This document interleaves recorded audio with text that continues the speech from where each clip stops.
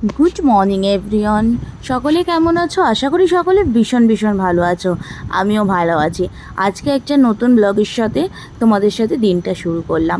সকালবেলায় গরম জল দিয়ে দিনটাকে শুরু করছি, কারণ কি সকালে ঘুম থেকে উঠেই ঝটপট করে গৌরবের ব্রেকফাস্ট আর গৌরবের লাঞ্চ রেডি করতে হয়। তো সেই কারণে বেশিক্ষণ বসার টাইম পাই না, খানিকক্ষণ বসে এক গ্লাস গরম জল নিয়ে সবার আগে লেবুটা কদিন ধরে একটু অ্যাভয়েড করছি। খালি পেটে লেবুটা খেলে প্রচণ্ড পরিমাণে অ্যাসিডিটি হচ্ছে, জানি না কেন হচ্ছে এটা। তো সেই জন্য খালি গরম জল এক গ্লাস। তো ব্যালকনিতে দাঁড়িয়ে 10 মিনিট নিজেকে টাইম দিয়ে একটুখানি গরম জল খেয়ে ঝটপট করে রান্নাঘরে যাব গৌরবের লাঞ্চ রেডি করার জন্য। সকালের ওয়েদারটা সত্যি কথা কদিন ধরে এত ভালো লাগছে, রোদ্দুর উঠছে না, আর খুব সুন্দর একটা ঠান্ডা ঠান্ডা ওয়েদার, বৃষ্টি হচ্ছে মাঝে মাঝে।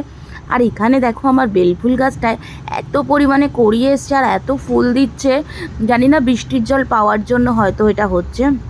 তো আজকে ইচ্ছে আছে গৌরব অফিস যাওয়ার পর আমি একটুখানি যাব নার্সারিতে কিছু গাছ নেওয়ার জন্য, ইনডোর।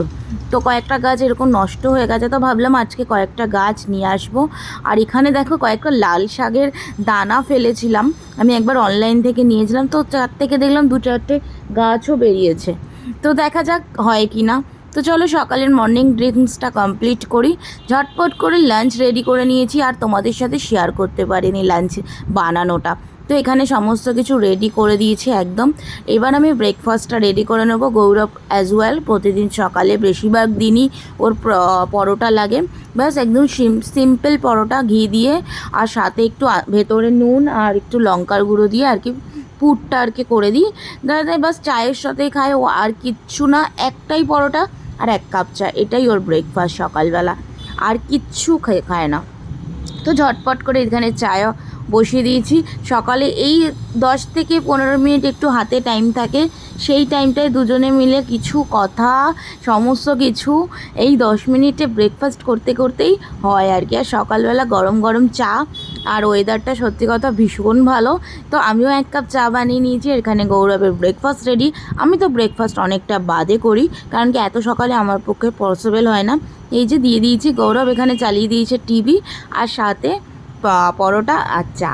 বাস ব্রেকফাস্ট দিয়েই গৌরবকে আমি একটুখানি বাইরের ওয়েদারটা দেখছিলাম যে এক্ষুনি বৃষ্টি নামবে ঝমঝম করে মনে হয়।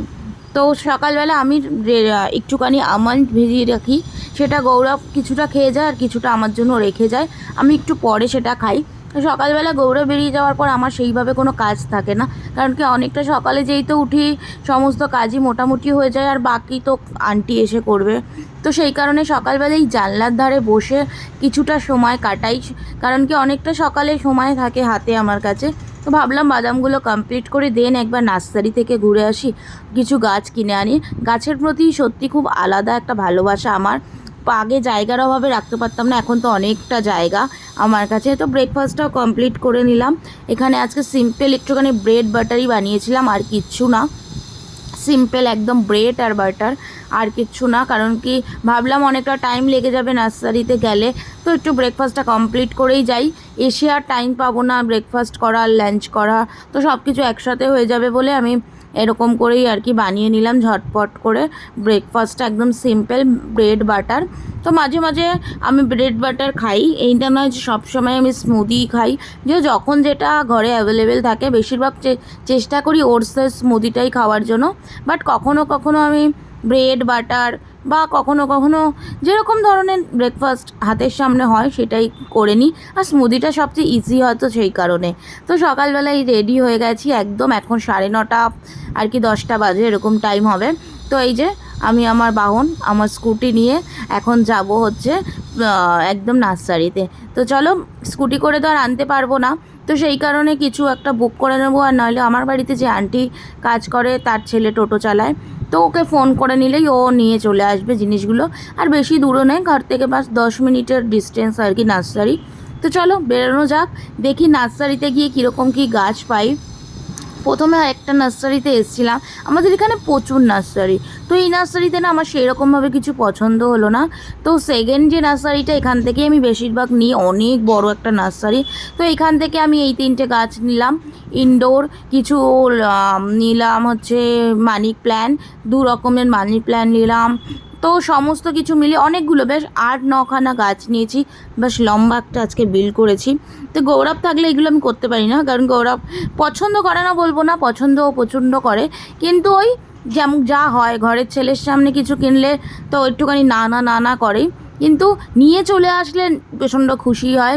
যদিও বা বাড়ি আনার পর খুব খুশি হয়েছিল গাছগুলো দেখে, আর সত্যি কথা গাছগুলো ভীষণ সুন্দর লাগছিল। তো সব কটা তো সেট করে নিয়েই এসেছিলাম ওখান থেকে, আর বাদবাকি কয়েকটা গাছ নিয়ে এসেছিলাম, যে আমার আগের টবগুলো কয়েকটা খালি ছিল, তো ভাবলাম ওখানে কয়েকটা লাগিয়ে দিই গাছ। তো এই যে এরকম টাইপের একটা ঝাউ গাছ টাইপের নিয়ে এসেছিলাম 2খানা, সিঁড়ির কোনায় রাখবো বলে। তো খালি টবে এগুলোকে সাজিয়ে নিলাম।